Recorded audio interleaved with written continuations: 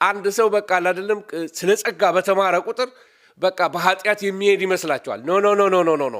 አንድ ሰው ስለ ጸጋ ተምሮ ወደ ኃጢአት የሚሄድ ከሆነ አልገባውም ማለት ነው። አልገባውም። the whole content የመጽሐፍ ቅዱስ ሜሴጁ ወይም የጸጋ መልእክት አልገባውም ማለት ነው። ስለዚህ ሕግና ጸጋ ምን አይልም አልኳችሁ፣ አይቀላቀልም። የቀላቀልነው ለታ ሁለቱም መልካቸውን ያጣሉ። ስለ ሕግና ጸጋ ስንነጋገር ሕግ በእርግጥ ቅድስና ይጠይቃል። ነገር ግን በቅድስና የሚያኖር ወይም በቅድስና መኖርን የሚያስችል ኃይልን አይሰጠንም። ሕግ ኃይል አይሰጠንም። በቃ በቅድስና ኑር ይላችኋል። ነገር ግን የቅድስና መኖሪያ ኃይልን አይሰጣችሁም። ጸጋ ግን የተለየ ነው።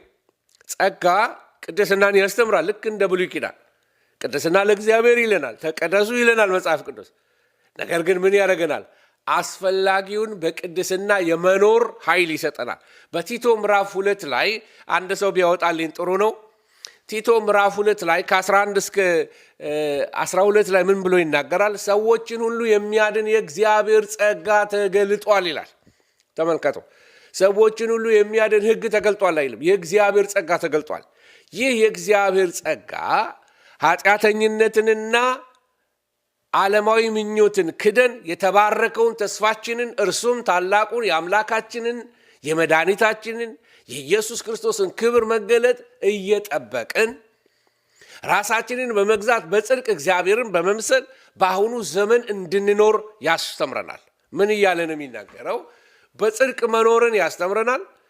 በዚህ ዘመን በኃጢአተኞች መካከል በጽድቅ መኖር የምንችልበትን ጸጋ ይሰጠናል።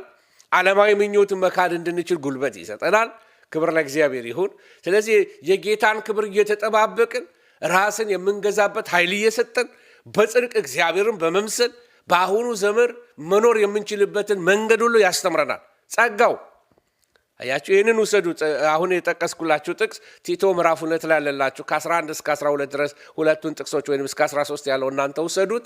እዛ ላይ የሚነግረን ነገር የእግዚአብሔር ጸጋ የሚያስችለውን ችሎታ የሚሰጠው ብቃት በቅድስና የመኖርን ጸጋ ይሰጣል።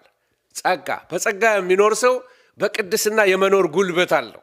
አንዳንድ ሰዎች እንደሚመስላቸው አንድ ሰው በቃ አይደለም ስለ ጸጋ በተማረ ቁጥር በቃ በኃጢአት የሚሄድ ይመስላችኋል። ኖ ኖ ኖ ኖ ኖ ኖ። አንድ ሰው ስለ ጸጋ ተምሮ ወደ ኃጢአት የሚሄድ ከሆነ አልገባውም ማለት ነው። አልገባውም። the whole content የመጽሐፍ ቅዱስ ሜሴጁ ወይም የጸጋ መልእክት አልገባውም ማለት ነው። ጸጋ ወደ ኃጢአት የምንሄድበት የኃጢአት ላይሰንስ አይደለም። ቺፕ ግሬስ አይደለም፣ ወይም ደግሞ ርካሽ ጸጋ አይደለም። ጸጋ ዋጋ ተከፍሎበት በቀራንዮ በኢየሱስ ክርስቶስ ደም ዋጋ ተከፍሎበት የመጣ ነው። አንዳንድ ጊዜ ነፃ ነገር ርካሽ ይመስለናል፣ ነገር ግን አይደለም። ኢየሱስ ክርስቶስ ውድ ደሙን ያፈሰሰበት። ስለዚህ በነፃ ስለተሰጠኝ ኢየሱስ ከኃጢአቴ ስላዳነኝ ሄጄ በቀጠሮ ኃጢአትን እየሰራው ቆይ እግዚአብሔር ይቅር ይለኛል እያልኩኝ በድፍረት ኃጢአት እንድመላለስ ወይንም ደግሞ ኃጢአት ብሰራ ምንም አይደለም ማለት አይደለም። ኮንቴንት ያንን አውዱን ስተነዋል። መረዳታችን ልክ አይደለም ማለት ነው።